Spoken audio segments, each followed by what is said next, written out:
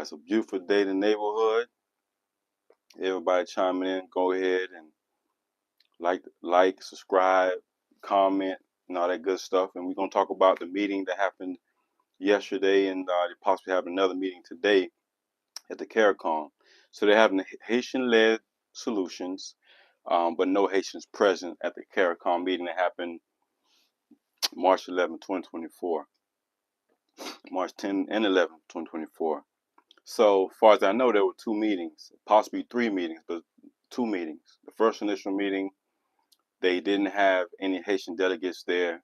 They just laid the groundwork, and then they invited Haitians to come in to put their 2 cents in, because that's exactly what happened. And I'm shocked by this fact, simply because how can you have Haitian-led solutions without no Haitians present? So that just goes to show you the blatant disrespect, just the no regard for the Haitian community and what we stand for and what we have to say. Not everybody's part of a gang. Not everybody's looking for violence. Most of us are civilized people, educated. Want to see better days for our people. Want to see better days in future for our children. Want to be able to educate our children. And so it's distraught to find out that they're not even trying to listen to what Haitians got to say, and that's very unfortunate. You know what's going on. Come on in, come on in, come on. So y'all go ahead, let everybody know. Jump in the building, jump in the building. Just want to touch on some things right now and what's been going on in Haiti. Caricom meeting, United Nations meeting. I'm looking for. Come on in, come on in, come on in, come on in.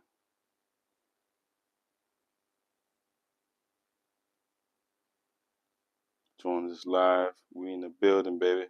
And also, I just dropped a video on Haitian.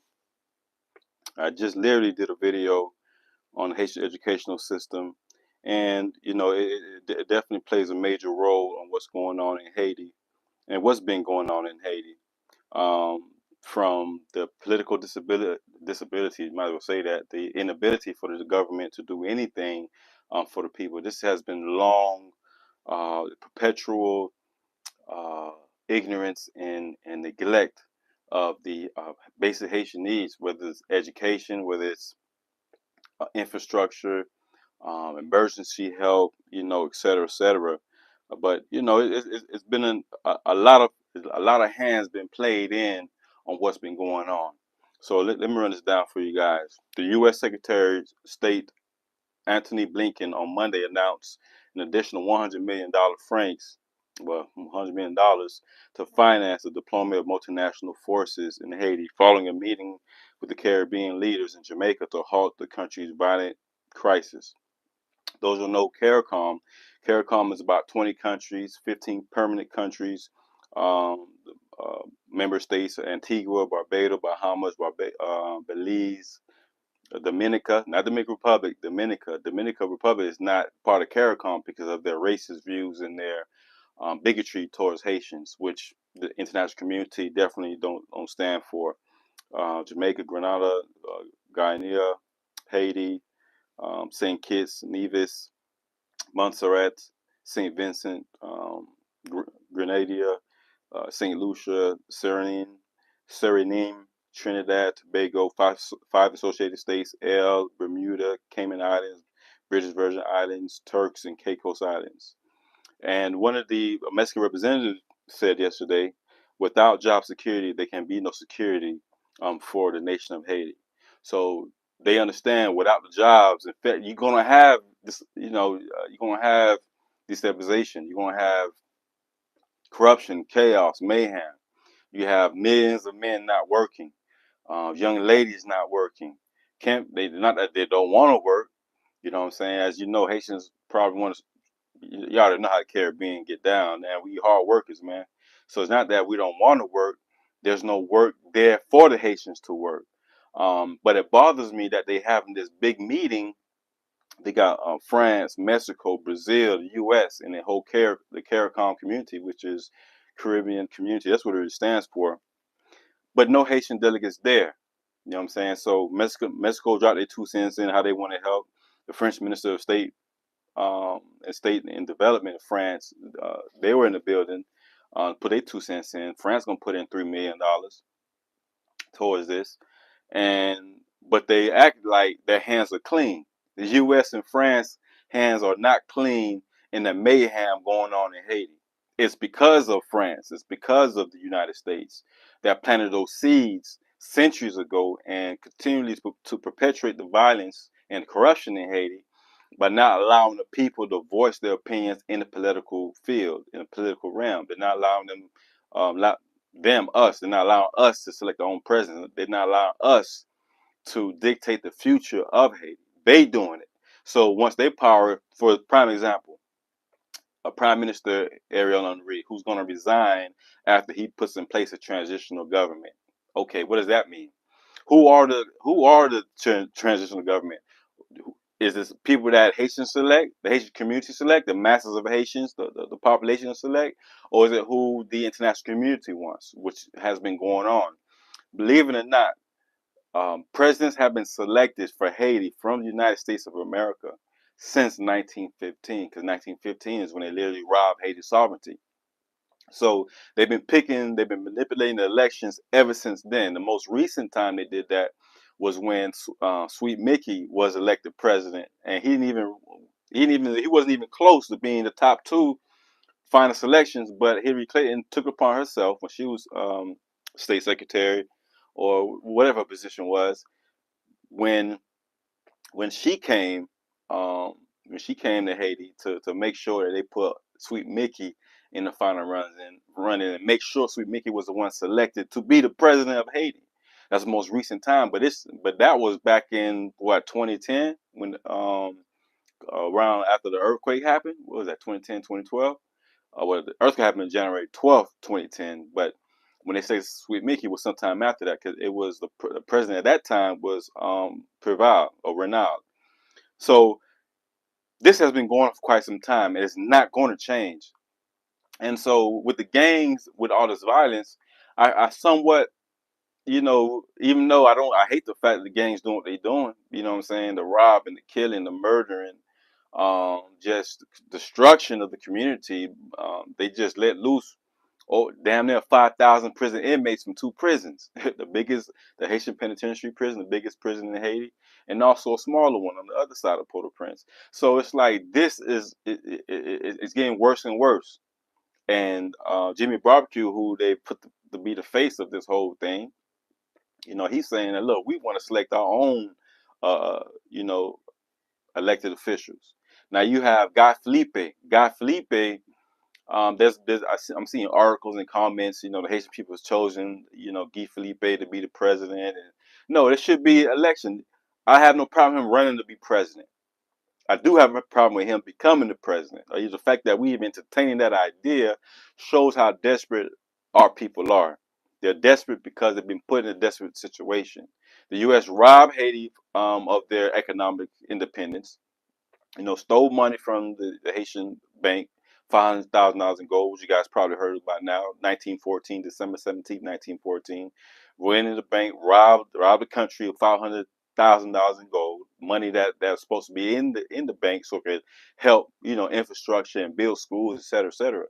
And speaking of schools, and I put that in, and you guys go to my videos either on TikTok. I didn't put it on Instagram yet, but you'll see I just released yesterday how the Haitian government was forced to neglect the education of the children and the future. Now, majority of the Haitian population are young. You talk about people under 25 years old. Over half over 20, under 25 years old. It's a young population.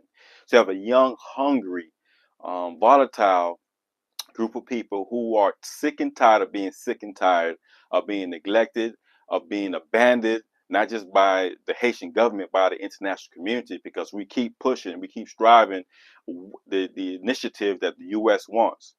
Now, back in 2003, before Jean-Bertrand Aristide was kicked out of Haiti, guess what? Not kicked out, he was kidnapped. You know what I'm saying? By his own security force. Can you believe that? Aristide was kidnapped by his own security force by the motivation of the U.S. government. Colin Powell was had a big role to play in that. You know what I'm saying? And Colin Powell is somebody black that we always, black power. We got a black man, you know what I'm saying, the White House, black man doing this thing for our people. But little do you know, they use Colin Powell to destroy and destabilize a lot of African countries.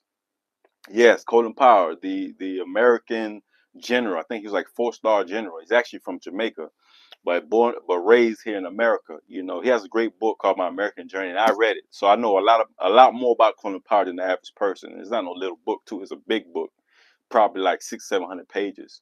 Um, but needless to say, this has been going on for quite some time. You know what I mean? They never respected Haiti. As a matter of fact, there's a book called Not Taking of Haiti, Occupation of Haiti by Mrs. Mary. She's a professor at some university, but she wrote this book called uh, it's not Taking to Haiti. Taking to Haiti, it is actually Taking to Haiti. I'm thinking about Paul Farmer's book, The Uses of Haiti, which is another great book to read. Awesome, awesome, awesome book to read. If you want to know in detail, actually, this book taught me a lot more than I wanted to know. Rest in peace, Paul Farmer. I actually, there's a Haitian attorney who's based in New York. She used to live in Georgia. I'm not gonna say her name, but she actually, we were coordinating, communicating about projects she wanted to do for Haiti, and she's doing for Haiti, and how she wanted me to help her, with the marketing. Because I used to be, when I was in corporate America, I used to be into, marketing director. So I was in the majority of my lifetime. Now I renovate houses, in Georgia and Florida and other states too. But now that, what I'm saying, I'm out of corporate America, I'm heavy in the marketing. So she fell out. The point of I'm trying to say, y'all, she fell out with me because I said I like this book written by Paul Farmer. And she was like, how can you be a fan of Paul Farmer's, what I'm saying? He's the enemy of Haiti. I'm like, how's he the enemy of Haiti? You know what I'm saying? I haven't read anything or seen anything that contradicts his hard work, 20 plus years, possibly 30 years in Haiti, as a medical director who opened hospitals and little clinics throughout Haiti, and actually helped, try to curb that cholera outbreak that was going on in Haiti. But this book here is a great book to read. My book, Americans and France's Thousand-Year War Against Haiti, Assassination of a Nation. I quote some material from this because I learned a lot about the politics of Haiti. But there's a lot of other books. But the point I'm trying to say is, in the book Taking of Haiti, 1915 to 1940, what she titles the book, I still understand why she titled 1940. Possibly because President Truman, who was supposed to come to Haiti for did you know back in I want to say 1949, 1950, Haiti hosted the actual first World Fair in the black country? Did you know that? I didn't know that. I found that out today.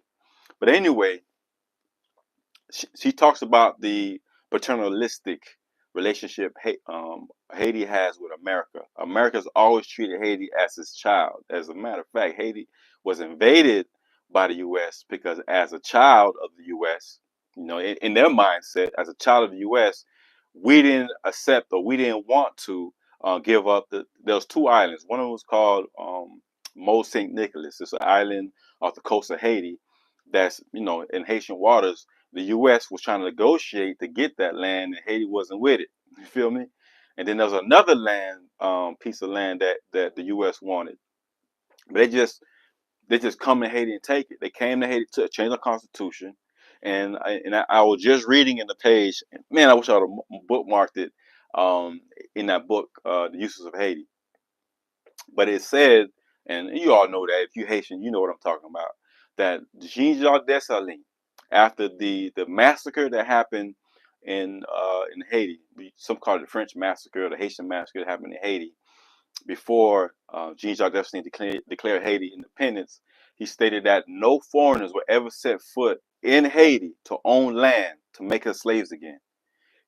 You know what I'm saying? But the U.S. came in and changed the Constitution literally. Hey, what's up, RZA? RZA always been a big supporter of mine. Yeah, the Black Fair, the Haitian president invited Frederick and the blacks when the whites didn't want to invite them. The fair Frederick shake everyone had once he came up to the event. That's what's up. I appreciate that. As a matter of fact, Frederick Douglass. Now I don't know if you're talking about the fair in Haiti or the fair that happened in Chicago. Now in Chicago in 1893, Frederick Douglass gave like a 2 hour speech on Haiti. It might have been more than 2 hours, but he gave a 2 hour speech at the World Expedition in Chicago, the World Fair in Chicago. You feel me? And the World Fair in Chicago, he was saying that the United States, we still have not forgiven Haiti for being black. You know what I'm saying? We still haven't forgiven Haiti for being black. You know what I'm saying? And how much Haiti fought to sacrifice to make sure America had, for one, defended itself against Britain. Haiti helped with that. That's one. Haiti forced France to sell Louisiana Territory, which is about 13, 14 states up along the Midwest. You know what I'm saying? And that alone doubled the size of America. So truth be told, America owes Haiti more than just, you know what I'm saying? Yeah, we're gonna send troops over there to impose goodwill and peace, prosperity, and democracy in Haiti. How is it gonna be a fair democracy? How is it gonna be a fair democracy in Haiti if Haiti don't can't select its own presidents? It's not that we can't. They're not allowing Haiti to have its own. Okay, you talking about the one in Chicago? Yeah, but the one in Chicago was a good one too. But it was actually, Bridget was saying, there's actually a World Fair in Haiti. I want to say 1948, 1950. You know what I'm saying? It was somewhere around that time because the Haiti actually started the Department of Tourism in Haiti for this fair that they had in Haiti. This was a mega fair, mega fair.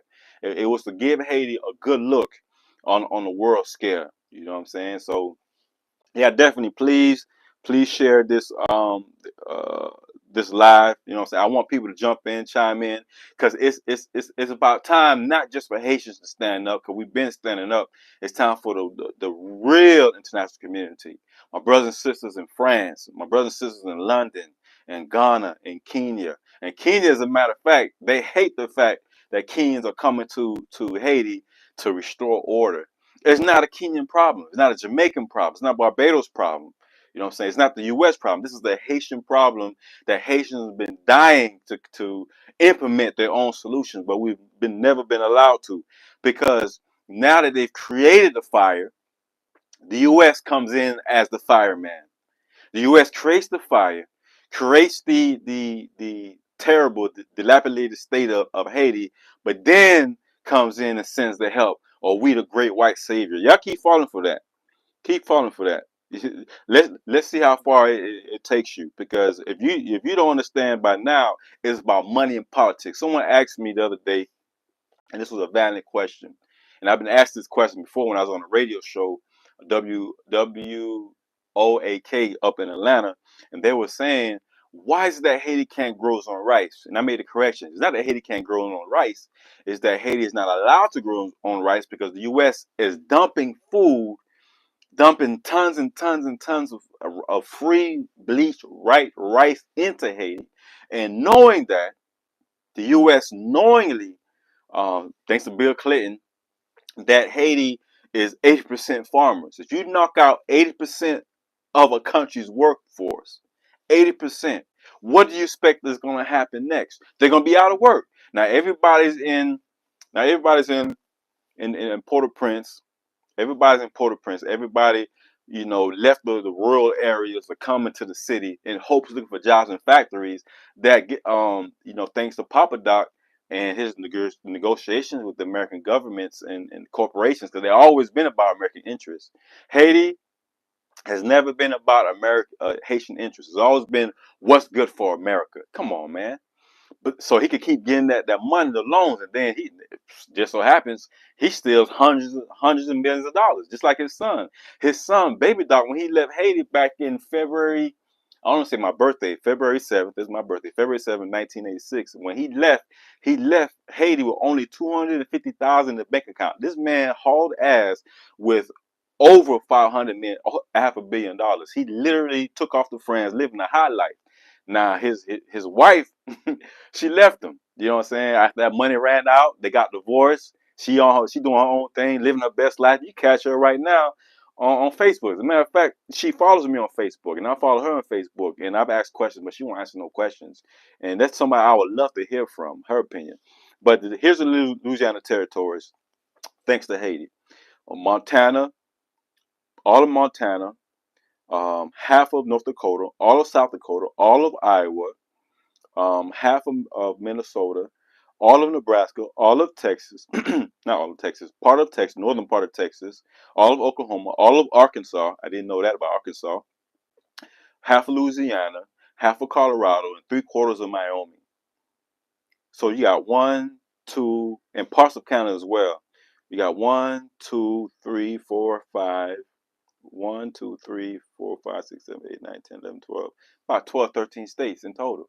So, I mean, this was the greatest, this was the largest, actually the largest land deal in American history. You know what I'm saying? You're talking about down to 1,000,000 acres of land, and they only paid 15 million for it. 15 million for all that land. This was the hallmark of Andrew Jackson's presidency. This is the best thing he did. Racist as he was, the best thing he did for American future and present at the time was to buy this land. So you guys didn't know that those states would not even be in existence if it was not been for Haiti, because Napoleon was getting ready to invade Haiti. So not only did Haiti protect the United States from being invaded, I truly believe that Haiti should have invaded America. Should have invaded Jamaica. They should have invaded Cuba. Obviously invaded the Dominican Republic, which is part of why the Dominican Republic can't stand Haiti to this day. But they should have invaded it and then go take the war to the slave coast of Africa. But then let's go back to Caricom. I don't want to lose track. Now I've been vocal about Caricom's silence, and now they're making some noise. I don't know if they heard, some of my videos on my blog. As a matter of fact, you can go to my website, kevindorival.com. That's kevindorival.com, KEVINDORIVAL.com, or go in the description. And there's a 3-part series article on my website called The Demon Tour. You know what I'm saying? And I'll get you the exact name of it and post it up here. But the Demon Tour of what was going on in Haiti. You know what I'm saying? As far as like these gangs taking over. But why haven't the African Union stepped up to say anything? You got all these, African countries getting ready to invade Haiti, but where is the African Union? Why haven't they said anything? If members of the African Union is going to be part of this, members of the United Nations is going to be part of this invasion. This invasion is going to happen. I guarantee you, before the month of April is over, the invasion is going to happen. They are working around the clock. They are working around the clock. Now, the U.S. originally said they're going to invest $100 million, $100 million to make sure that this invasion happens successfully to help give Kenya. Now they're saying they're going to put 200 million plus 33 million. I don't know how that adds up to 300 million, but they're saying now they're going to invest 300 million. If you ask me, and and if you are asking me, 100 plus 100 plus 33 is 233 million. But this state attorney is saying, U.S. state attorney, which that was Hillary Clinton's position was when she pushed Martelly to be the president. Now this guy was a pop star dancer. He'd be on stage with a G-string or a thong and swing his balls on stage. This is the type of guy they wanted to make sure to be president of Haiti, which is ridiculous. Yeah, everybody, please thumbs up, like, share, comment, please. I want to hear your voice, your opinion. I don't care if you're at work, if you're driving, pull over. You know what I'm saying? It's not safe to be texting and driving. But please, I want to hear your comments, share it. Let people know that this is something important to you, important to all of us. All right, please do. Now, say Attorney Blinken said they're gonna, drop in supposedly $300 million. The math doesn't add up to me. But in total, I did the math for everybody who's going to chip in on this invasion, this friendly invasion of Kenyan-led, UN sanctioned-led invasion of Haiti. by the police, not military. And they playing word games. You got USA 300 million. Bahamas is gonna drop in 150 soldiers. France putting in 3 million. Benin, which is very interesting, is dropping 2,000 soldiers. So now we got about 2,000, 3,000, about 3,000. Possibly going to be about 4 or 5,000 soldiers, possibly in total. Benin, France, Canada, the latter announced the 80.5 Canadian dollars, which is $60 million to be part of this. So looking at a total of $360 million invested. Now I wrote Biden a letter. I haven't got a reply yet, but I wrote Biden a letter stating to him that I would personally, I can personally speak to the gangs in Haiti. You know, I got contacts down there. People that's one of my people is actually in one of them gangs. But I know people. I can talk to them and negotiate and pay them off and get the guns off the. Now I can't do all that by myself, but if you pay me a certain amount of money and allow me to hand select certain type of soldiers and individuals to be with me when I'm in go back to Haiti, I can calm all this down in less than 2 weeks, probably 3 weeks, but I can do it. You feel me? So, but it only costs probably 10, 12 million in comparison to 360 million. Now, the reason I'm throwing around these millions is to show you that this isn't about bringing peace and order back to Haiti. This is a hustle so that Kenya could get out of debt. Now, what they're not telling you about Kenya, let me get you the exact numbers right now. Kenya already spent $471 million in paying back its debt to China. You know what I'm saying? In the first quarter, they got two payments to make to China. They got to pay they in January and July. They already gave them down to $500 million, and they're in debt for a lot more. Let me read something to you. Um, Kenya's total debt nearly doubled from 2018 to 8 trillion shillings, which is 50 billion in current rates, into 22, which is 7% of its gross domestic product. With infrastructure projects started under previous administration and COVID-19 stimulus measures, putting pressure on public finances. The International Monetary Fund in 2020 says that the country's risk of debt distress is very high. Now, Kenya is highly indebted to China. China and Russia did not sign off. Matter of fact, they didn't even come to the UN Security Council meeting. Now they're part of the Security Council, but they don't want nothing. They ain't even vote on it. They ain't even want to be present and nothing to do with the shenanigans because they don't agree with it. Most people in Kenya, China, and Russia, and most countries are complete disagreement with the invasion of Haiti by foreign powers because we all have seen, especially if you grew up in the 90s, you know, all the news about, you know, President Aristide, the first democratically elected president of Haitian history. And the U.S. didn't want him to be president, even though the masses voted for this man. He won 67% of the votes. 67% of the votes. Now, even though he won the votes, he wasn't going along. He wasn't with the get along game with the U.S. international powers. Man, look, France, y'all owe us money. When he said that in 20, and matter of fact, when he said that, and then the Ottawa meeting in Canada, when he said that, before that meeting in Ottawa, Canada, that was his death sentence. Okay, we're gonna get him out. Because had he would continue putting that pressure on France to pay Haiti reparations, and he asked for 24 billion. But if you look at what the experts put together today in 2024, you're looking at upwards to damn near $115 billion France owes Haiti for slavery, the deaths, the deprivation, the starvation, the killings, the murders, the stealing of land, inflation, all of that adds to about $115 billion. You can't really put a price on a life, but this is what they came up with.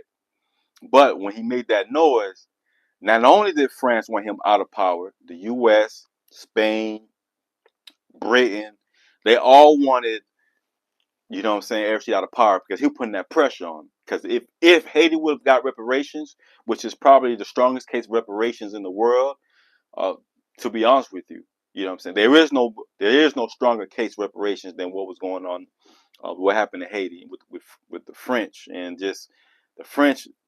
That's a whole nother story. Now, the Ottawa meeting that happened in Canada, which is called the Ottawa Initiative. For those who don't know about this 2003 meeting, I'm gonna break it down to you. Now, they had this meeting in Canada, at a hotel in Canada. President Bertrand Aristide and most elected officials were pushed out of a UN trustship had begun. Former soldiers were immediately integrated into the Haitian National Police, and armed forces were subsequently recreated. The same armed forces President Aristide got rid of because the police force, the military force of Haiti was too corrupt. So he said, well, I'm gonna disband his army, which he did in 1995. But the U.S. saw to it to bring them back, not only to bring back these armed rebels, but to make sure they kept their guns. That's why you have so many of these big guns in Haiti till this day. You know what I'm saying? Even though they're still importing guns, thousands of guns from the U.S., particularly in Miami. The 2003 Ottawa Initiative meeting is considered the informal beginning of the core group of foreign ambassadors that dominate Haiti and recently appointed the country's leaders through this situation. Now, the Ottawa meeting was a huge meeting that dictated Haiti's future for the next 2 decades. And if you do some research, you see that this meeting was devastating to the future of Haiti. Not only did it get rid of the popular and loved leader of Haiti, someone who actually cared for the masses of Haiti and massive Haiti. You got about, from 55 to 60% of the country living below the poverty line. That's very disturbing. So there's no wonder there's no budget for education. That Haiti only spent 2 to 10%, 2 to 10% on education. There's no wonder only one out of 5 kids in Haiti go to school. Matter of fact, right now school not even open. As a matter of fact, the airport's not open. Even though all of this 90% of this disruption and just chaos is happening in one city in Haiti, which is the capital, Port-au-Prince. It's infecting the entire nation. Now, the entire nation has not stopped. You know what I'm saying? The north side, Jacques Mill, is doing good on the south, but many of the north, Gonaïve, Cap Haitien, the Cab used to be called Camp Francois, Camp Francis. If you go back into history, they changed the name of Cap Haitien so many times. But that's a whole nother history in itself. But if you go back into the history, you will see that a lot of the neglect that the Haitian government, could not do or wouldn't do because they couldn't afford it. They was always cash strapped, always in debt.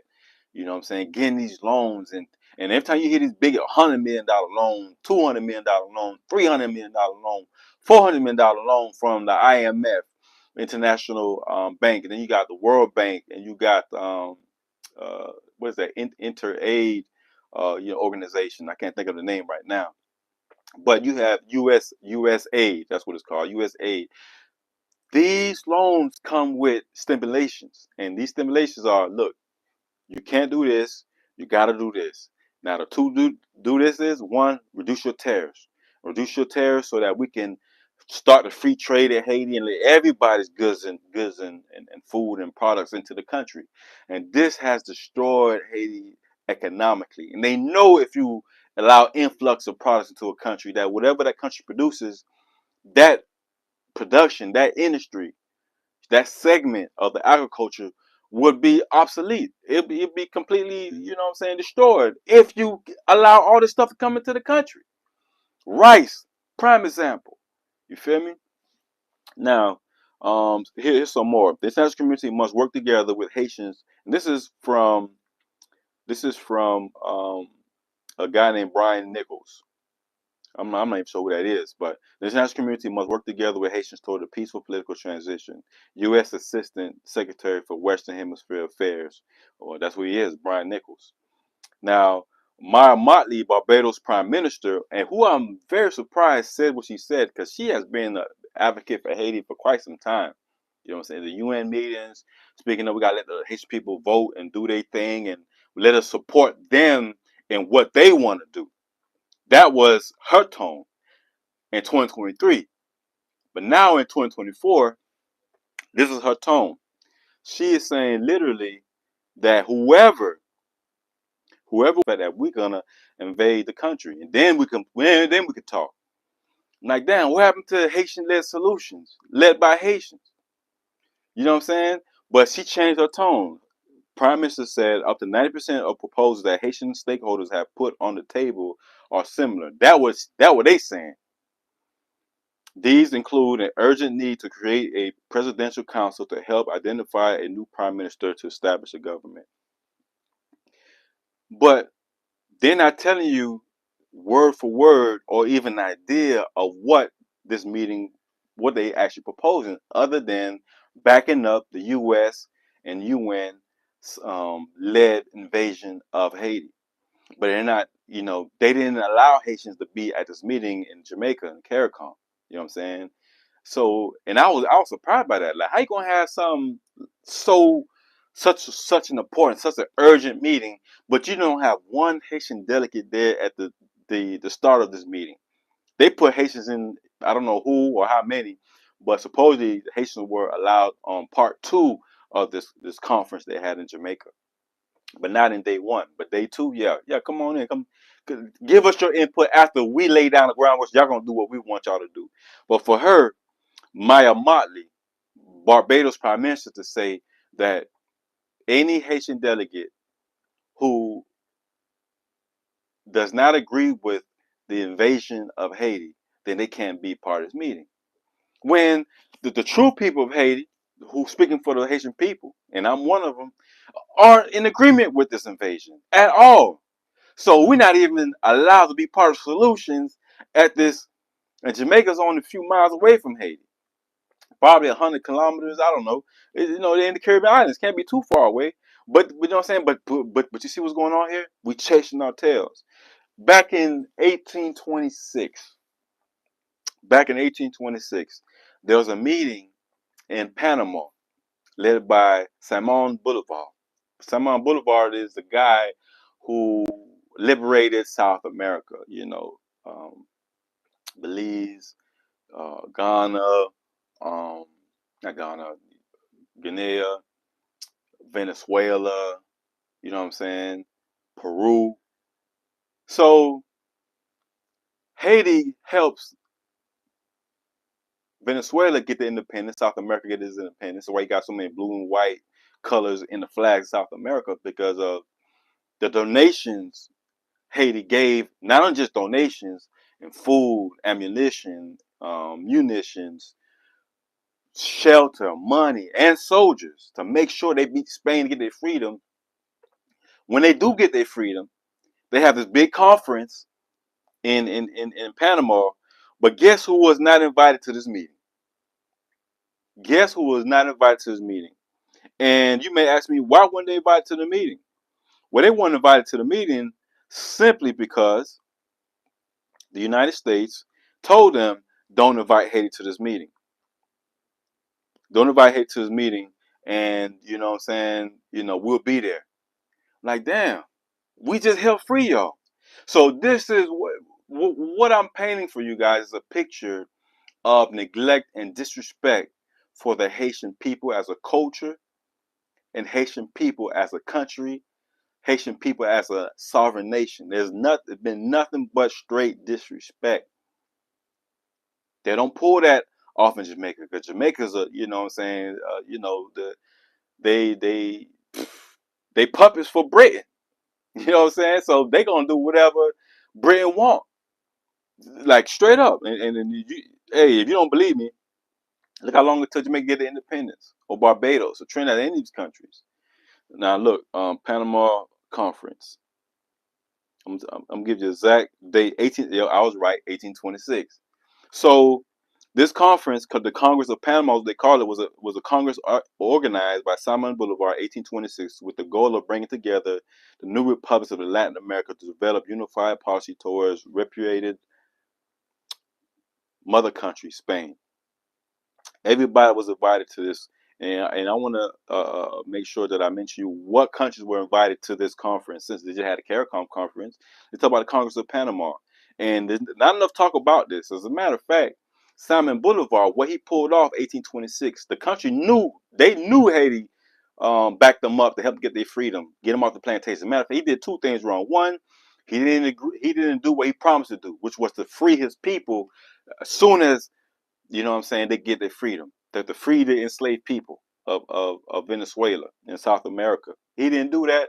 And on top of that, he didn't honor, you know what I'm saying? As a soldiers, as men of honor, we have what you call respect for one another. You know what I'm saying? You know, I'm respect you as a soldier. Like if a soldier surrenders to another soldier, he's supposed to just take his weapon, arrest him, you know what I'm saying, and put him through trial or whatever they're gonna do with him, become a POW, prisoner of war, you know, respectfully.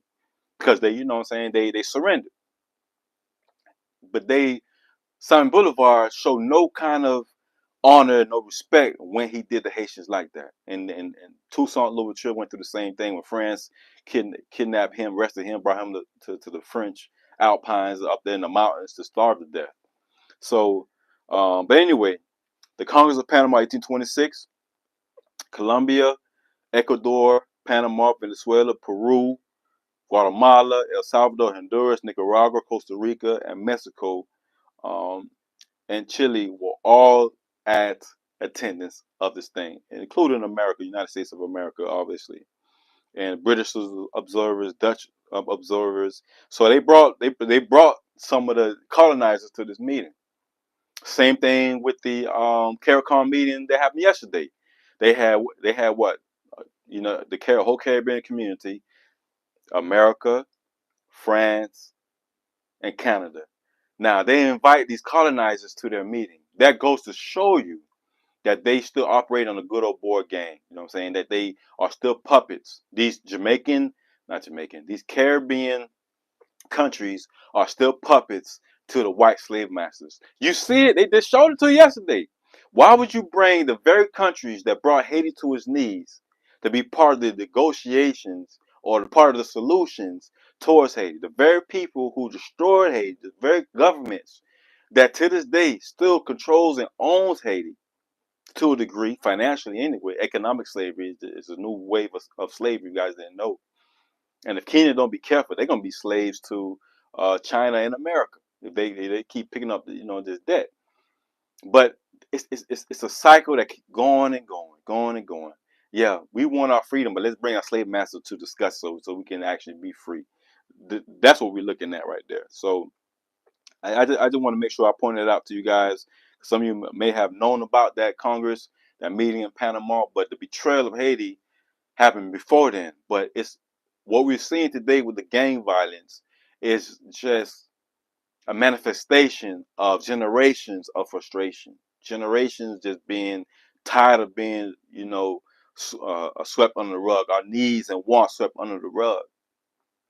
Now, I've made it my life mission to really stick on this right here. As a matter of fact, my book, Americans in France, A Thousand Year War Against Haiti, I dedicated my life so to get the word out there so that hopefully somebody could pick up my book and present a reparations case. As a matter of fact, my book is the main goal of this book is to get reparations for Haiti.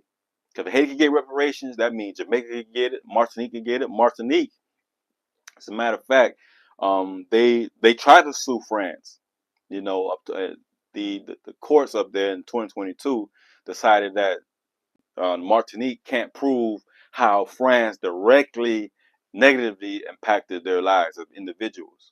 So you had all these groups being represented in Martinique, but they messed up because they should have just went as one group.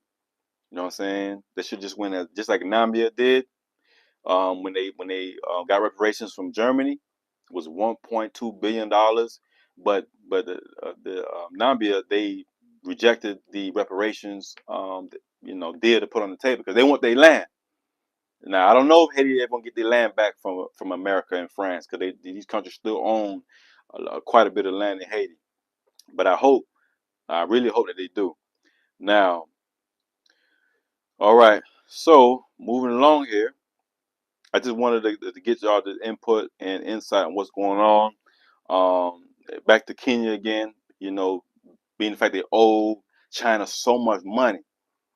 Uh, they owe China so much money. All right. The rising base interest rates this fiscal year has prompted the Treasury to raise the budget for full year debt costs to Exim Bank of China 152.3. We're actually 153 billion dollars.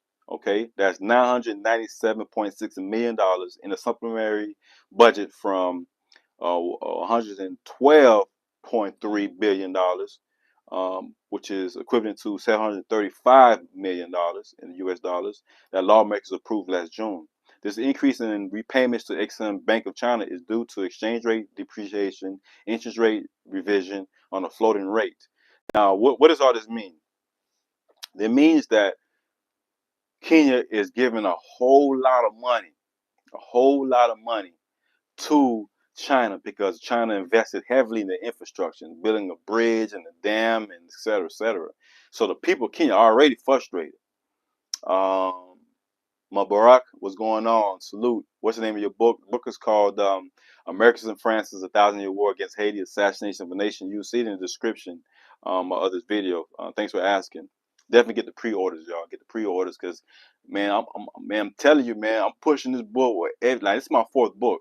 I'm pushing it with every bit of soul, spirit, blood, sweat, and tears into this book, man. If you was to just have an idea how much research I'm doing and putting together a good case, because Martinique, and I think it's important, I'll be remiss not to say this, but Martinique started this lawsuit against France back in 2015, I want to say.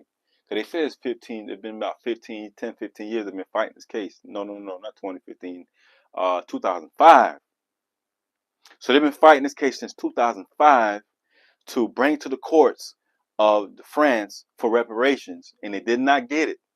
So but now what they're doing is they're gonna solicit to all the African diaspora in the Caribbean to sign a petition and to sign up to join this class action lawsuit. That's their next step. So you're gonna see it somehow, some way, whether it be online and videos or blogs or commercials on YouTube. They're gonna be soliciting everybody in the Caribbean, all the Caricom. They might even do it through Caricom, but Caricom is playing good. Caricom is actually the president of Caricom right now is the Mr. Ali, the president of Guyana. Now, Guyana, interesting enough, is already going through it right now with Venezuela over a border dispute because they want to mine this particular area, and Venezuela saying this is our land. Guyana is saying this is our land. Um, so it's kind of like the noise about it kind of like dimmed it down a little bit. But just recently, last in February, Venezuela has increased the military presence in that area. So they're not letting it slack. Or Venezuela going through it financially. And they be damn, they're going to let all these billions of dollars, you know what I'm saying, slip out their hands, and it's right there. So they could be going to war. So Guyana got their own issues going on right now. But for them to be so invested into Haiti is very interesting. You know what I'm saying? Because it's a cash cow. Kenya they're gonna get broke off decently. The country looked to make possibly $100 million profit, if not more, and all that money going straight to China.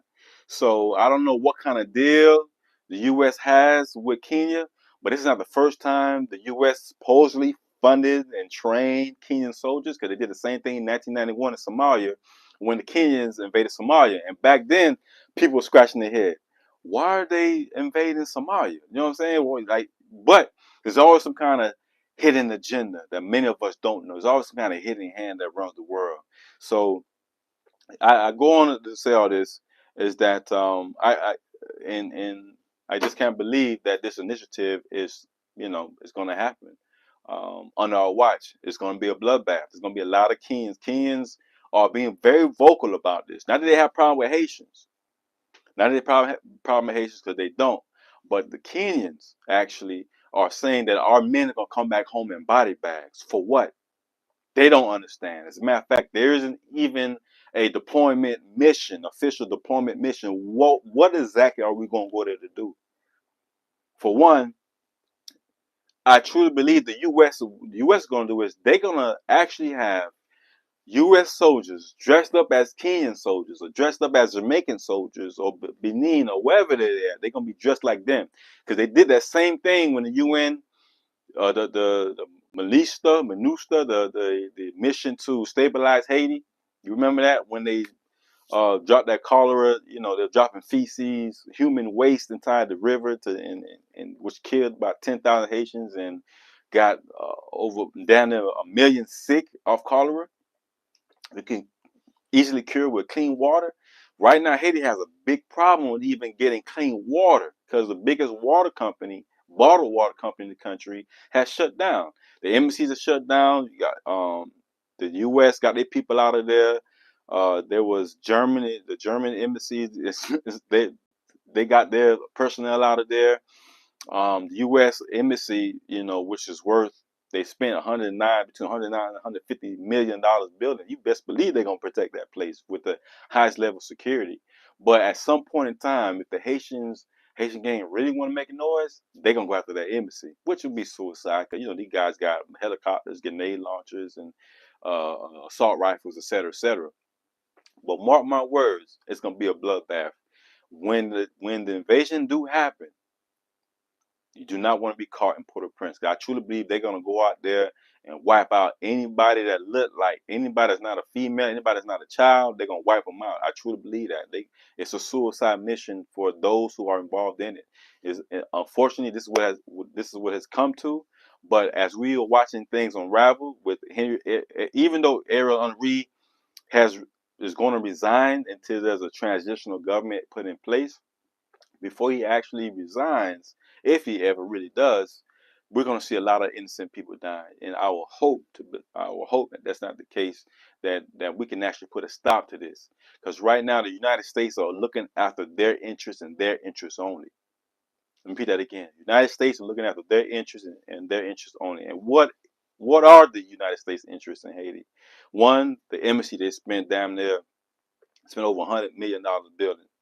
Two, Haiti is the number one producer of iridium. It's a very rare metal that Haiti produces. It yeah, has an abundance of it. You know, it's worth $6,000 an ounce. $6,000 an ounce, and the U.S. can get it for free.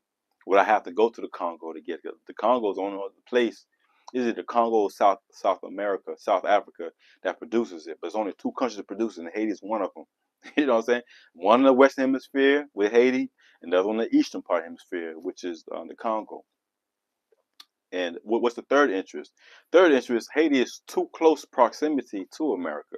So if there's a lot of craziness, chaos in Haiti, that means there's gonna be an influx of Haitians leaving the country, going to different parts of Latin America. But many of them will try to come here in America to find that American dream, that peace and happiness and all that good stuff. So the U.S. has a lot of interest in the peace of Haiti. But if they really want a peace in Haiti, which is not what they want, they just want peace so their business continue business as usual. But they're not really after the peace and prosperity of the people. They're after peace and prosperity of American interests. And it's been going on like this for decades, y'all. Decades. As I mentioned, since 1915, Haiti does not and hasn't had its independence and sovereignty since 1915. A lot of y'all thought I was crazy when I was saying it, but if you read uh, uh, Self-Determined Haiti by James William Johnson. The book is only like 50 some pages. It's a collection of work that he did back in the 1920s. What I'm saying right now in 2024, he was saying that in 1920, y'all, 100 years ago, 104 years ago, he was saying the exact same thing. And this was an African American, secretary of the NAACP. He's the one that started that, who actually wrote the lyrics to "We Shall Overcome."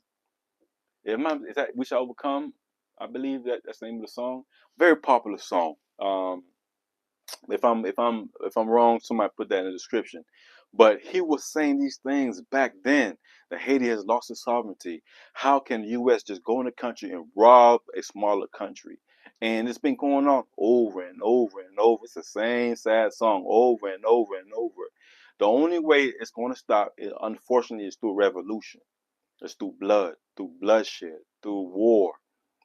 That's what we're looking at right now. It's going to be it's going to have to be a bloodshed. Unfortunately, I really hope that we could avoid that. But that's what's going to happen. A straight up bloodbath. Let me see any comments I ain't replied to. Yeah, please share, like, all that good stuff, y'all. I love to hear your points on this and what we can do, because it just bothers me, man. It just really truly bothers me that after all this time, after all these years and decades, and seeing the mistakes, seeing what the Clintons did, seeing what Bush did, seeing what Obama did, seeing what all these Haitian presidents have done, that no one is willing to step up and look after Haitian interests. They're rather the country die off, and is it a fair state? Obviously, it's a fair state. If a gang is running the capital of the country, that dictates as a failed state. The state has failed to look after the interests, the civil interests of the people. Basic needs are not being met. I mean, basic needs. Lights. When I was in Haiti in 2016, you know, I remember the lights turning on. I was at my cousin's house or apartment, and in Haiti, because just the way that things are, you have these houses. A house can have like 5 rooms in it, and each of those 5 rooms is a family in it, and it's like a community within the community, which is cool. But none of the apartments, none of the rooms has a bathroom that has functioning flowing water.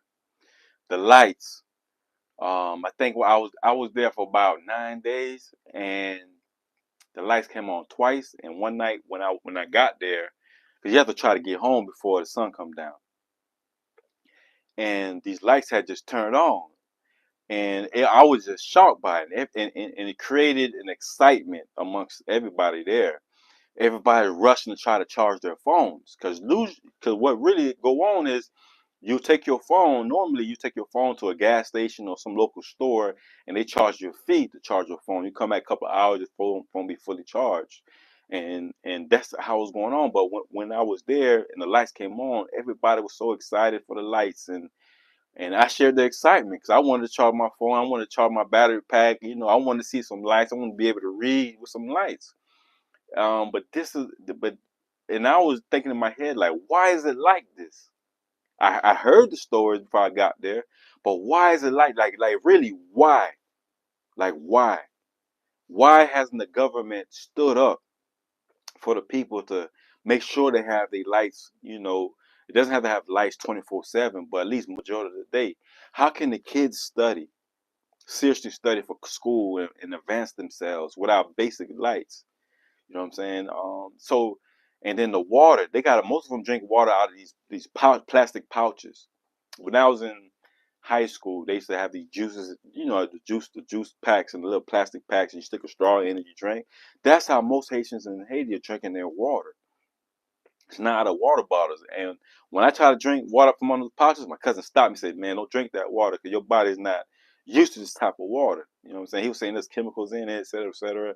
And they do it because their body is used to it. He said, if I drink it, I'm gonna get diarrhea. I might get really, really sick.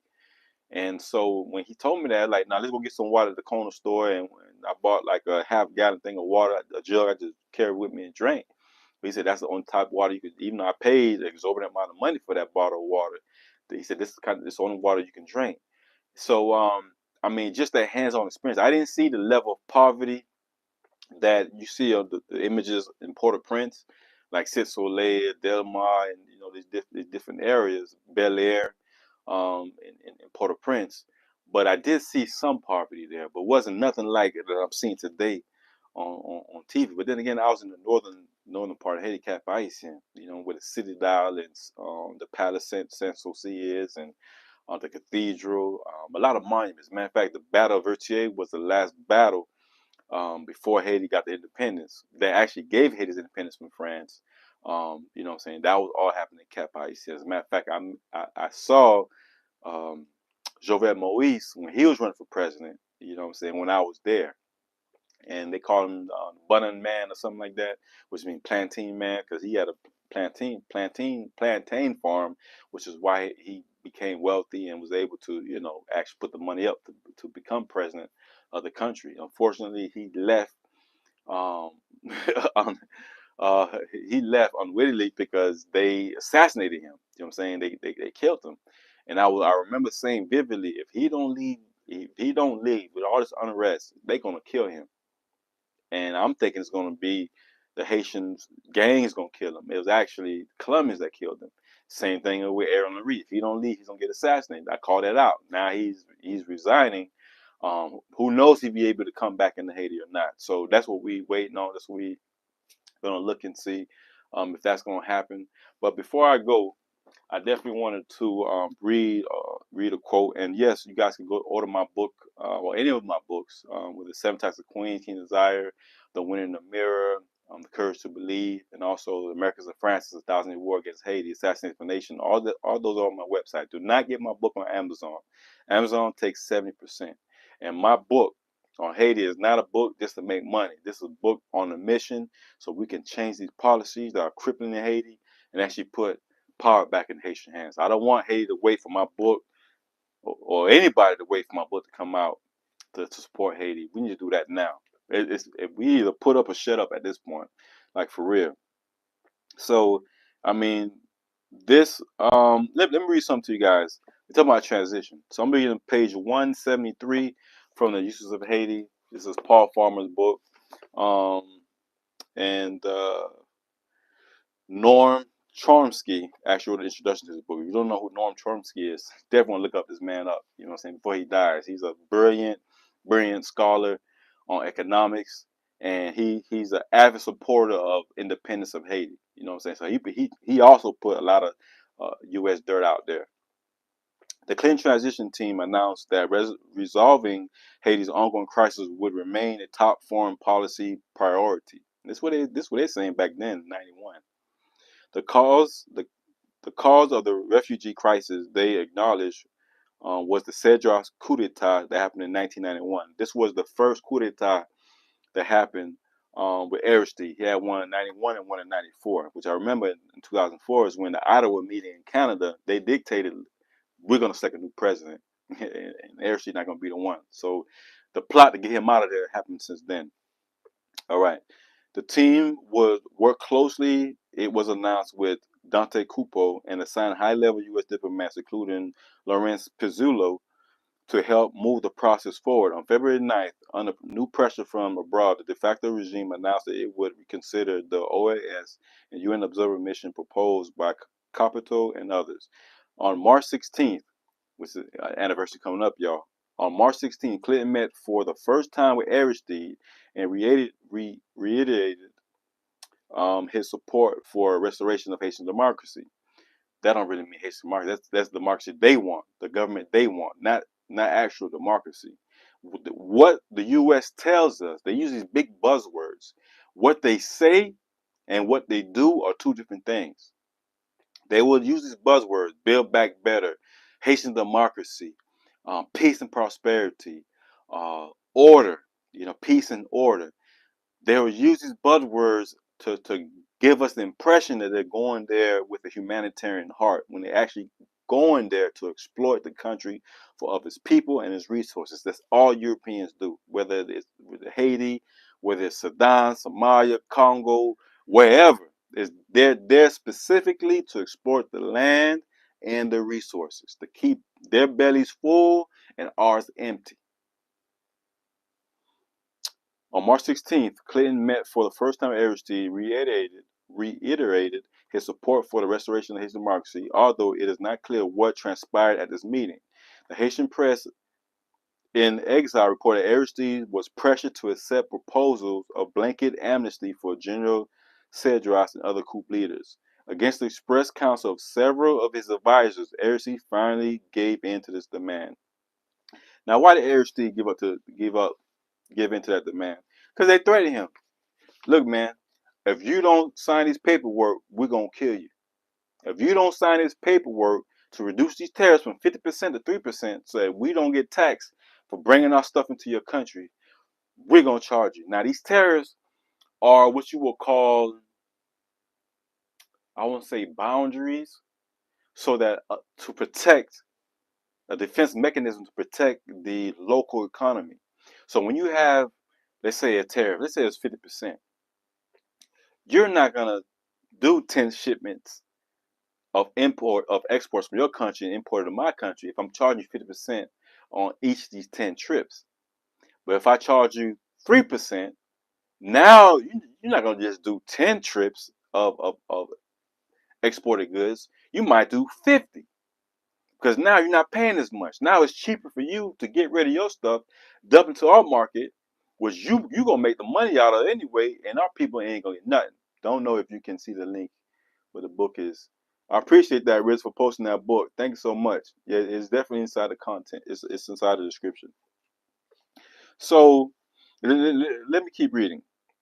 But by this time, Aristide and his cabinet were merely biting for time, fearing the Bush re-election would mean an end to the attempts, diplomatic or otherwise, to restore the democratic rule to Haiti. According to the data, U.S. Department of Commerce, trade with Haiti amounted to $265 million during the first 9 months of 1992. Many observers felt that Clinton's election gave new hope to diplomatic efforts to restore constitutional democracy in Haiti. In December 1992, for example, the United Nations became more directly involved in the crisis by appointing Argentine diplomat Dante Cupido as special envoy to Haiti. The de facto regime announced that it would not permit more foreign observers to Haitian shore and prevented 18 human rights monitors already on site from traveling outside Port-au-Prince. At New Year, Clinton prepared to take office. General Cedras insisted that Haiti's problems should be resolved by Haitians. I do agree with that. And not by personalists and electorist politics or meddling from overseas. Now, those who don't know who General Cedras is, General Cedras was the leader of the Haitian army that got disbanded by 1995 by President Aristide. Now, General Cedras, a very interesting character. He's living right now. It's funny I mentioned Panama. I wasn't even thinking about him earlier.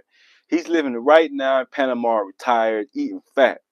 The lands, the properties he owned in Haiti, the U.S. agreed to pay him I believe $1 million per year. So this man's getting paid a salary to this day from the American government for leaving Haiti.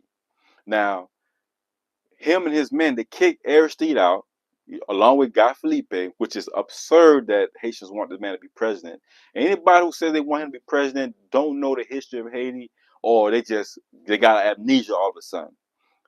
Guy Philippe, along with this guy Cedras, Raoul Cedras, Colonel Raoul Cedras, were in charge, and another guy named Tonto Constant and Joseph Francois.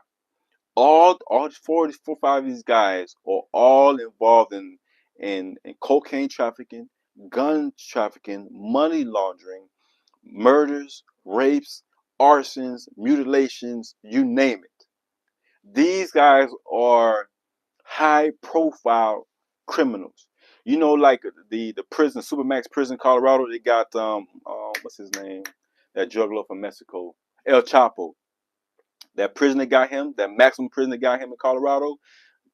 Now he's at that high level prison because they know he can't escape from that because he got money, he got power, he got guns. Obviously, he's a leader of a Mexican cartel. So that type of prison, Guy Felipe, Joseph Francois before he died, Guy Felipe and Toto Constant should all be in that maximum prison along with El Chapo. But unfortunately, Toto Constant and Guy Felipe are both free in Haiti as we speak. Both now, why would Guy Felipe? He was sentenced to 9 years in prison, only did 6 years, but they dumped him into Haiti. Early release, by the way, for money laundering, not cocaine trafficking or none of that. Between these 4 or 5 guys, you're talking about maybe 50 tons of cocaine move in and out of Haiti through these guys' hands or leadership. But the U.S. government gave General Cedras, they made Aristide negotiate with him back in 91. If he want to become back to president again, the U.S. made him, and it was called the Governor's Accord. Look up Governor's Accord. They made him sign a deal with Cedras that we're not going to prosecute Cedras for the murders, the rapes, the burnings, cocaine trafficking, the gun trafficking, none of that. We're gonna sell. We're gonna rent out his properties. He has several properties all through Haiti. Of course, they all do. That's been going on since the beginning. General Toussaint had lands all over, property all over Haiti. King Henry Christophe had property all over Haiti, etc. But they gave this man a deal, a package deal. You know what I'm saying? We're gonna rent out your property so you won't lose it, and we're gonna give you a salary. And they gave him, I can't, I don't remember the exact amount of number, but it's in the millions. Hey, what's going on, Miss Miss Marie? What's going on? Can't we get back on your show? But yeah, so that's what's going on. So forever, U.S. has. So if it doesn't make any sense, why the U.S. always seems to have some kind of hand or control of what goes on in Haiti, I just laid it out for you. Because they literally own Haiti. They literally own Haiti's economics, the finances, the control of it, and also the military. If you can't control yourself, you don't have a sovereign nation. You're not sovereign. If you cannot control your borders, your ports, your airports, your banks, your military, you I won't even say you're a nation. But Haiti's at that point right now. So question is, what are we going to do about it, and how are we going to do about it? That's why I started a GoFundMe, Stop the War Against Haiti, back in 2022. And I started it because I was like, you know what? All this reading I'm doing, and with this was probably one of the first books I finished reading this book last year. But when I was actually able to put the picture together, I'm like, hold up. Did America actually colonize Haiti? Recolonize Haiti, put them back into slavery? And the more I kept reading, the more evidence was piling up. More evidence that my theory was right. That's exactly what they were doing. And to this day, right now, even right now. But see, that's why I said in the beginning of this live that France and America and Canada's hands are not clean. Like they like to put everybody to believe and portray themselves to be. Their hands are not clean. It's extremely dirty with blood, with greed. They create the environment, but call our government corrupted. Yeah, of course they're corrupted. All the money that they had, they can't do anything for the country. Might as well keep for myself. That's how they thinking. The only president that we've had in a long time, was President Aristide, who actually spoke up for the people. Now, President Jovenel Moise, he started to flip the script on the core group, because the core group is what got him in, along with of course, core group supports Michelle Martelly, Sweet Mickey. But when Jovenel Moise started to turn things a little bit, you know what I'm saying, he got rid of the airstrip where the cocaine being trafficked to the country. He started doing some policy changes to, and things that were not in agreement of the core group. So I'm quite sure they knew he was gonna get killed. They just stepped back and didn't say anything, didn't do anything. But this is the game they keep playing. This is the game that keeps perpetuating itself over and over and over and over and over. That's all they've been doing to Haiti. That's all they've been doing, playing the same game. We the puppet masters, y'all the puppets. We are your fathers, you are the children. So now it's time for Haiti to step up and see this all the way through. You know what I'm saying? See this victory all the way through. Now, even though, and I said this a couple of days ago, Ariel Henry is not the problem, because now he's out the picture. He can't even get back to the country. Now what? We have to see it all the way through. Stop looking at the symptoms and get to the core root of the problem. That 1915 treaty, Haitian American treaty, still in play to this day. We need to get rid of that. And that was one of the first things listed on my GoFundMe. We're going to lobby in Washington. We're going to lobby in Washington, not just out there making noise. We're going to Capitol Hill, targeted individuals to sign a petition or sign or create a bill to give Haiti back its sovereignty, to let my people go. Right? We also want to get rid of that 1996 Farm Bill that allows the U.S. to continue to dump all this free products into Haiti market. That's tripling the economy. You say you want peace and security.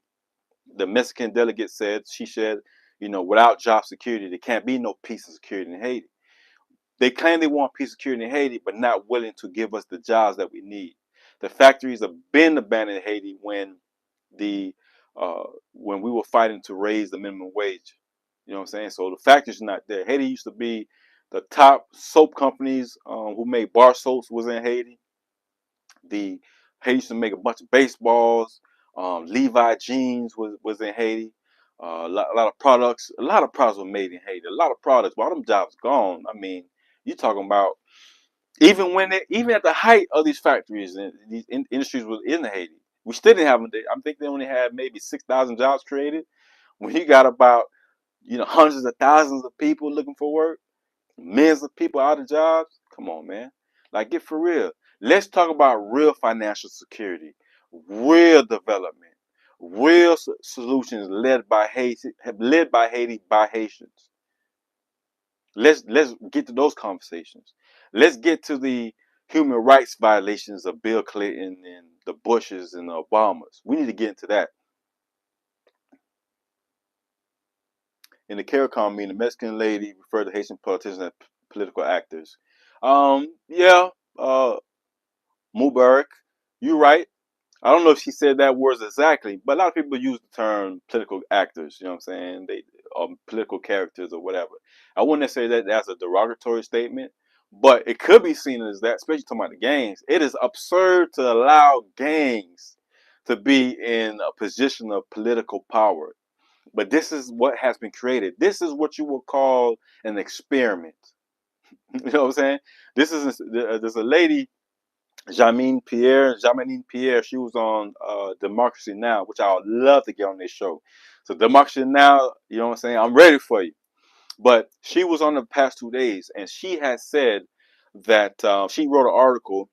I don't remember the website or organization name, but you can look on Democracy Now, you'll find it. It's called the Haitian Experiment or Haitian Laboratory. Haiti is an experiment. It's a project.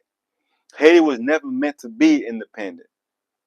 The very fact that Haiti was able to gain its independence, to be the first black republic in the world, you know what I'm saying, first and only country to fight and gain its independence. You know what I'm saying? That's why, our flag has this saying right here, like Union fait la force. You can't read it on this flag because it's so small, but you can see it on this flag back here.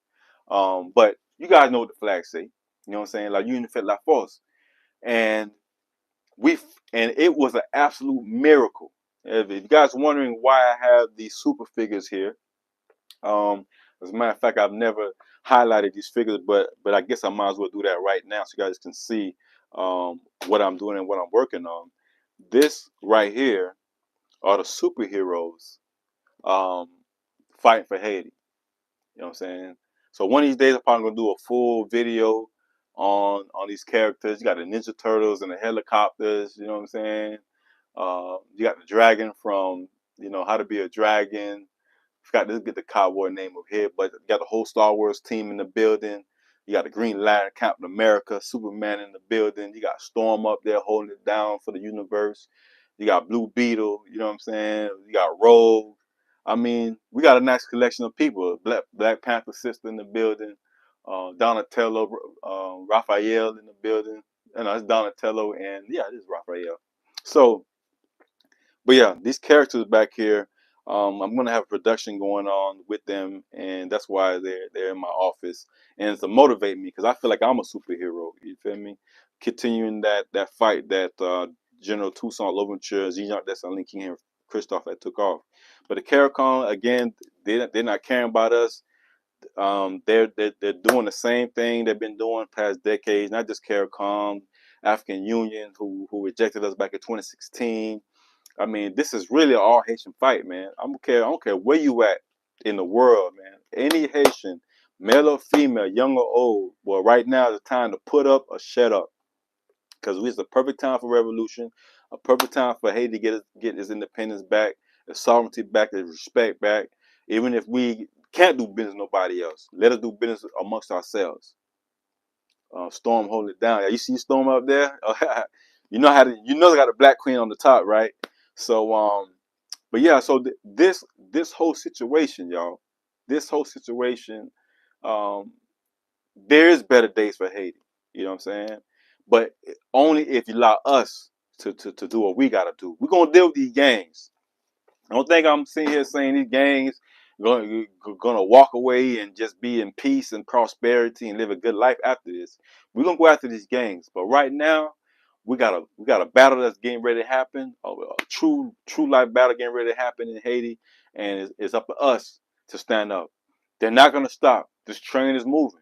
They coming. It ain't no more peace talk. They coming. They putting all kind of resources and money and energy and making sure that they bring the gangs of Haiti to its knees. But after them gangs are gone, it's gonna be another government. And which brings me back to my main point. Ariel Henry is not the problem. The gangs are not the problem. Even the poverty is not the problem. All these things are symptoms of the problem. The main problem is Haiti is not owned by Haiti. Haiti's owned by America. So we need to cut those hands of America so we can actually elect someone that represents the masses of the people. Because Haiti is one of the most beautiful places in the world. Forget what you're seeing about Port-au-Prince. Visit the surrounding areas of Haiti. Go to the beaches of Haiti. You know what I'm saying? The clear waters, the mountains, the mangoes, man, the fruit, the beautiful men and women in Haiti, the beautiful kids in Haiti, the grandmas showing love, man. Haiti's a beautiful place. It just looked very bad and down upon because of certain areas.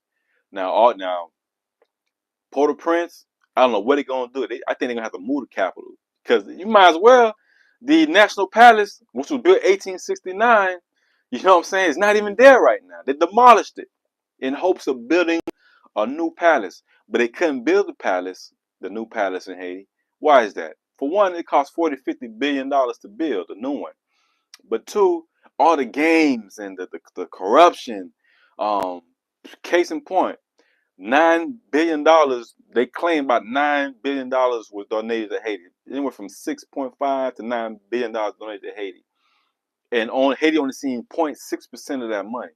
89% of that money went to the NGOs and foreign entities that wanted to ride in their foreign rentals, their security, brand new houses built for them, roads, infrastructure built for them, make sure everything comfortable for them. But little to nothing went to the Haitian people. To this day, 14 years later, people are still in Haiti, still living in these temporary tent cities. How absurd is that, right? Whoever designed the Haitian flag made sure to have the Moorish on top of the palm tree. Yeah, that's true. Cap Haitian is the best cap. And believe it or not, Risa, Cap Haiti was the original capital of Haiti in the first place. I really don't understand why they moved it back in 1771. I've been trying to read and research why did they move from there to there. Maybe because the position of Port-au-Prince, the port there was easier to navigate and go to and from the port from other countries. I don't know, but Cap Haitien was the first original place, and they need to move the capital. As a matter of fact, I think they will. I think they will move it because, for one, if we move it from there, that's going to put the U.S. at a disadvantage because the embassy is in Port-au-Prince. So the U.S. going to do everything possible to make sure that the capital isn't moved from Port-au-Prince, but it should be. It absolutely should be moved back at Cap Haitian, or maybe it's another region, but at least in the north, away from the south, because obviously when the earthquakes come, it's tearing up the south. You feel me? So that's my point on it. Ladies and gentlemen, listen, man, I would love to sit and talk with y'all all day.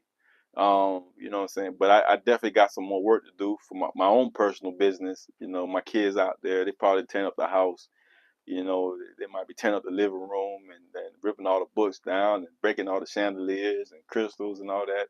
But I definitely wanted to make sure I had dropped my 2 cents in. So that's why you see a lot of stuff happening in the Capitol now.